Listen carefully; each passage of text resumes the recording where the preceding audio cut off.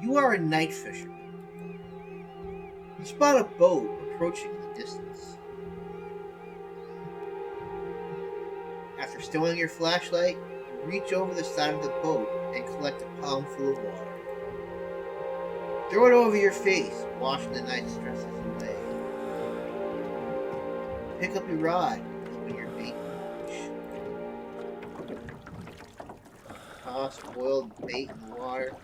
Hook a live maggot. You wince as you pierce its squirmy body. Behold it regretfully for a moment and cast a line.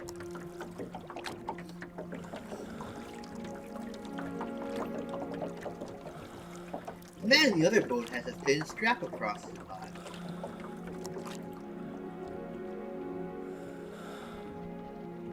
On his back, you can see the protruding stock of a shotgun. That's good. This is kind of cool. Changed my perspective and everything. That's cool.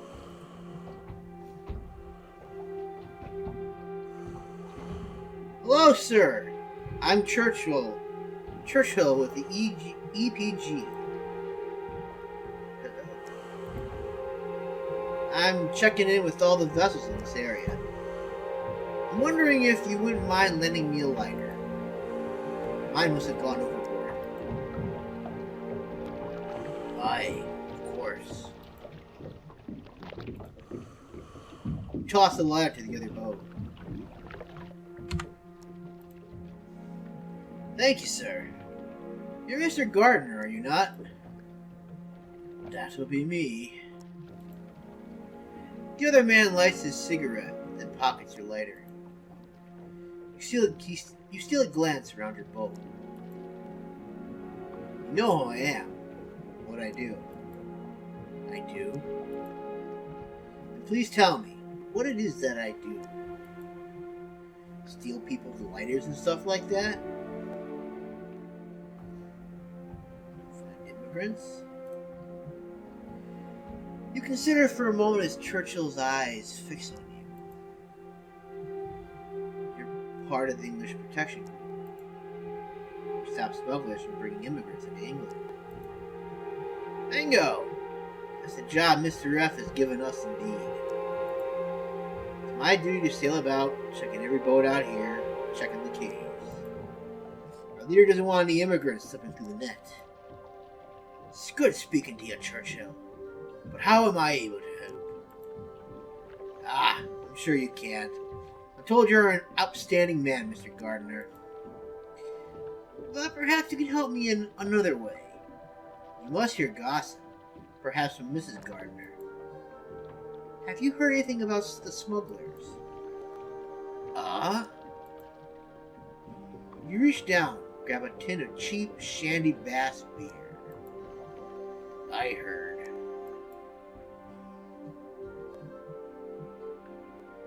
They moved further north. Spooked them! They stopped. They moved further north. Just a rumor, mind ya, but they moved north. Apparently there's better caves near the next estuary anyway. A shame. Perhaps they outfoxed us this time. Well, in that case, there's nothing more for me to do here.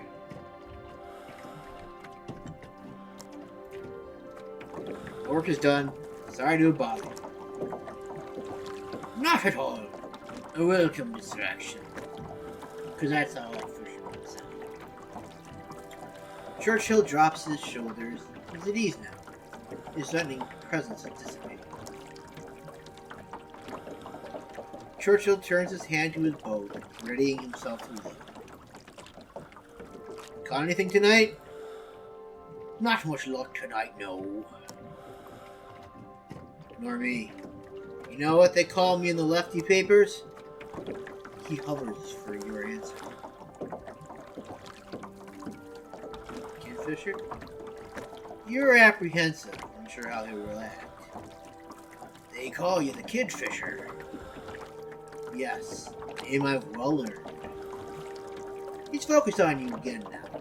No longer leaving. They call me this because I'm the best at fishing immigrants out of this channel before they reach shore. And because they say I cast them back out to water. It's not a perfect metaphor. Here's a better one. The animal that best embodies the character of an Englishman is naturally the lion. They're proud, stubborn, often uninterested in menial labor. So powerful that others would do it for us. So most of the EPG will hunt in places which could hide a lion. Check sturdy shipping containers and yachts. But illegal immigrants are pigeons, not lions. What do we have here in the back of our boat now? Could it be an illegal immigrant, I wonder? They swarm in great number, attracted to urban places, anywhere they can. And most important, we don't like them. There is an immigrant here on me boat. What the hell am I doing here? What a rotten little fisherman I am indeed.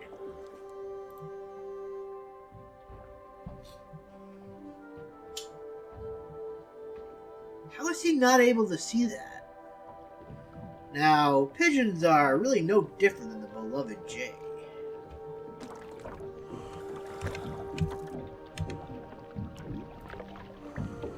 But we malign the pigeons. Consider them dirty vermin. It's difficult to be a pigeon.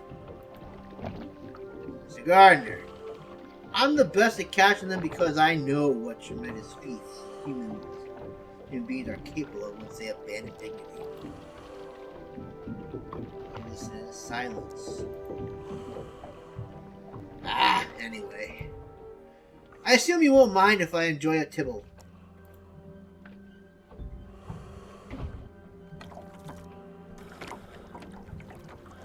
Go ahead. The other man pulls an elegant bottle out of his jacket pocket. The blue glass is artfully blown to appear as if thorny rose stems are wrapped around it. The bottle is capped with a cast metal stopper in the shape of a rose. He removes it and drinks from the bottle. Sapphire rose. No better scotch.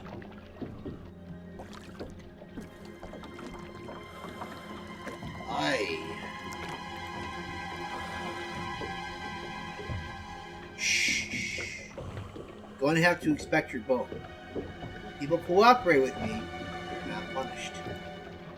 In fact, they are given safe passage home to their loved ones and no charges are brought. Understand?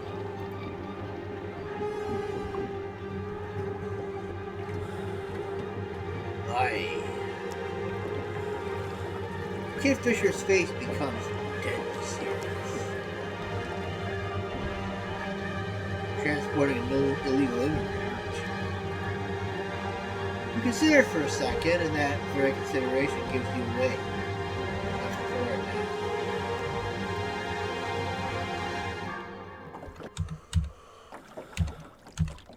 now. Aye.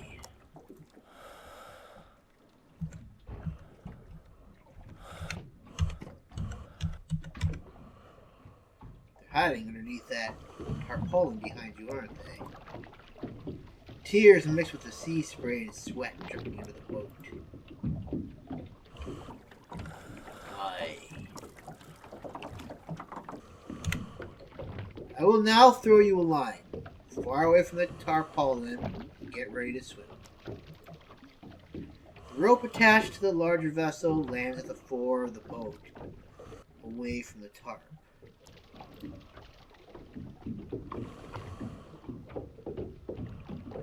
Alright, I'll do it.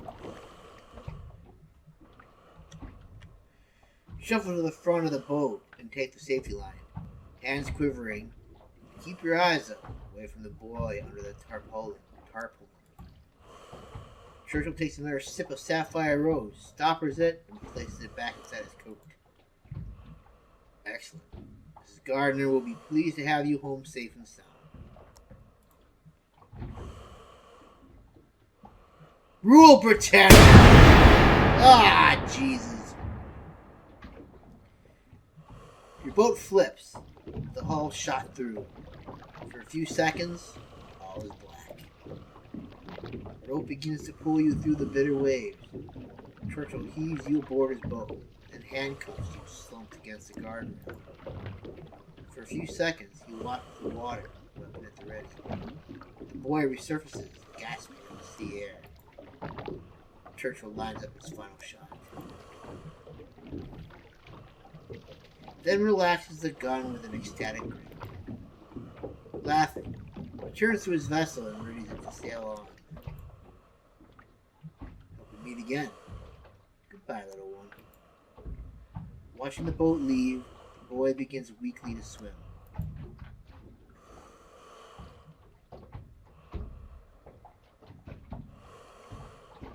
We're making one short narrative game a month. To play more like this, research for far few giants. That cannot be how that ends. That can't be how that ends.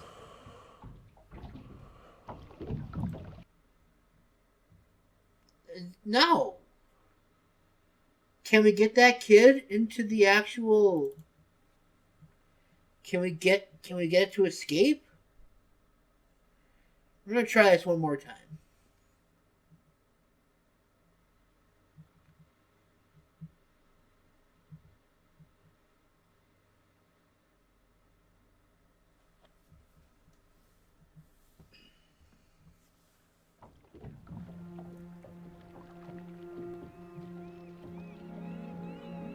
You are a night fisherman.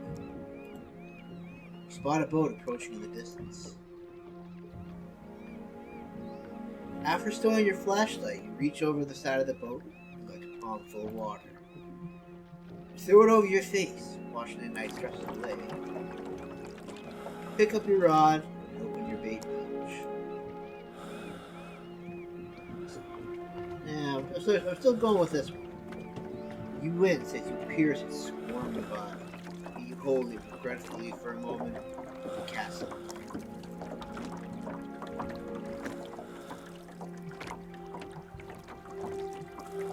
The man in the other boat has a thin strap across his body. On his back, you can see the protruding stock of a shotgun.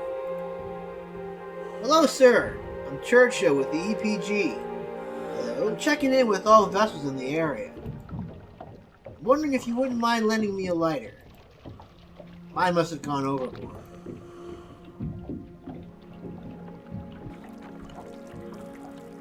Toss the lighter to the other boat. Thank you, sir. You're Mr. Gardner, are you not? That would be me. The man lights a cigarette and pockets your lighter. You steal a glance around your boat. And you know who I am. What I do. I do. Then please tell me what it is that I do.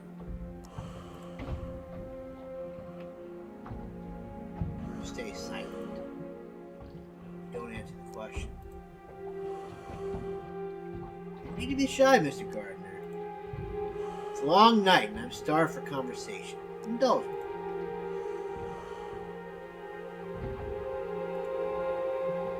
You consider for a moment as Churchill's eyes fix on you. You're part of the English protection.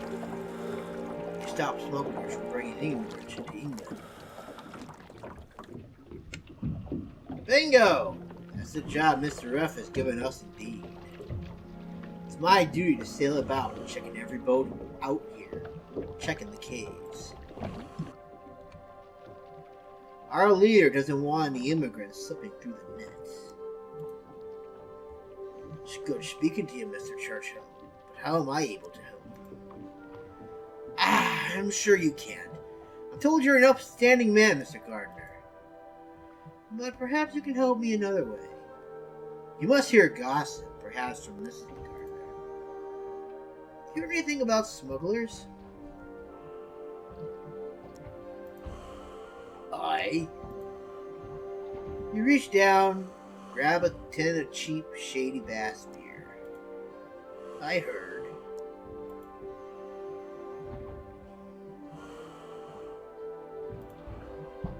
Just a rumor, mind ya. But they stopped operating. Apparently, they got scared of the EPG, spooked into hiding. So they let their French counterparts know to not use this area anymore.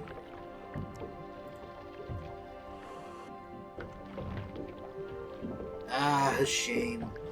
So the cowards ran back to their mother's skirts. No fun. The man sighs into a cigarette as you drink your watery lager. Well, in that case, there's nothing more for me to do here. My work is done. My work is done. Sorry to have troubled you. Not at all, sir. A welcome distraction. Churchill drops his shoulders. He's at ease now. His threatening presence is dissipating. Churchill turns his hand to his boat, readying himself to leave.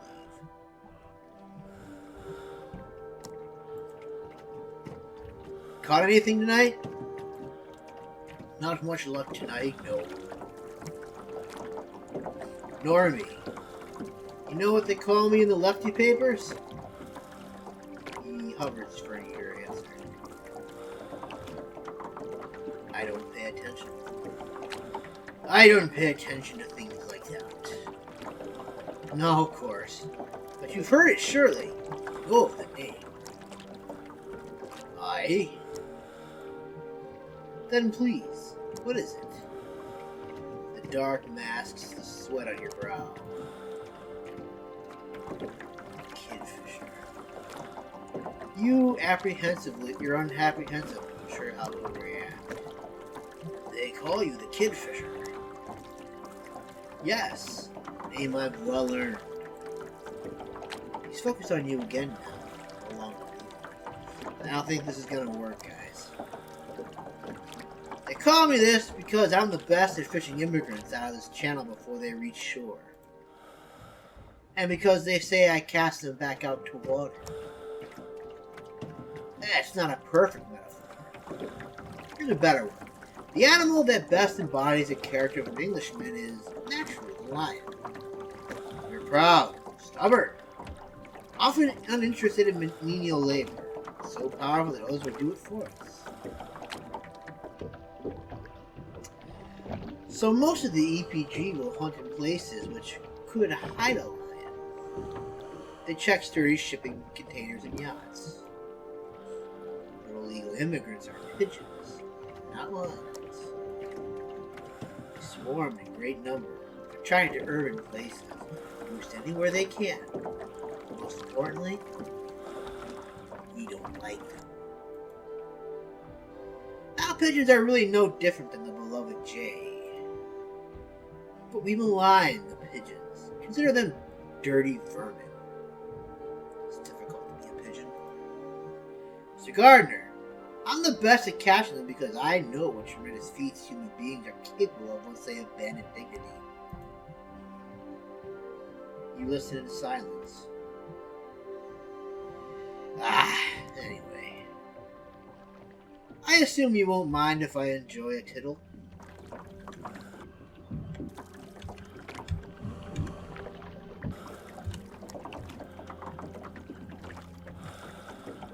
Go ahead.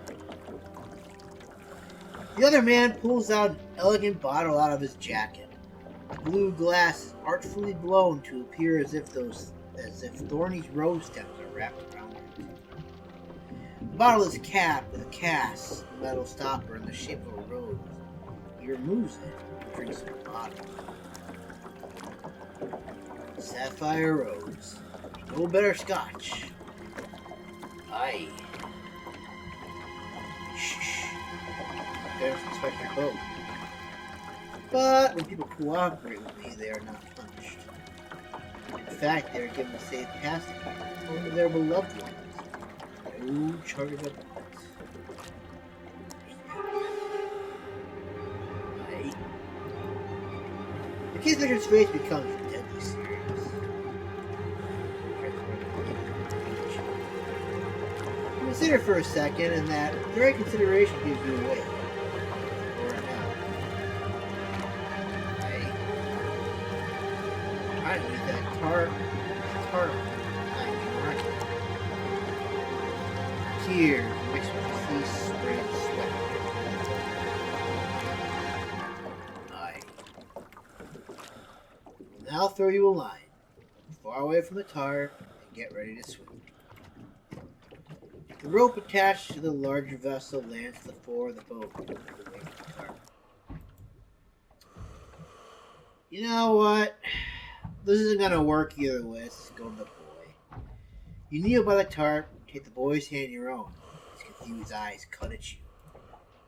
I'm sorry, lad. Trigger takes another sip of sapphire rose, stoppers it, and places it back inside his coat.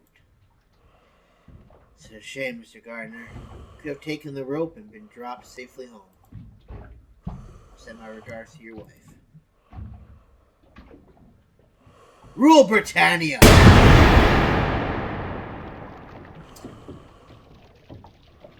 The fisherman's boat flips, all partly shattered. For a few seconds, Churchill watches the water at the ready. The boy resurfaces, gasping air mist with the fisherman's blood. Churchill lines up his final shot. Then relaxes the gun with an ecstatic grin. Laughing, he turns to his vessel and raises it to sail on. Hope we meet again. Goodbye, little one. Watching the boat leave, the boy begins weakly to swim.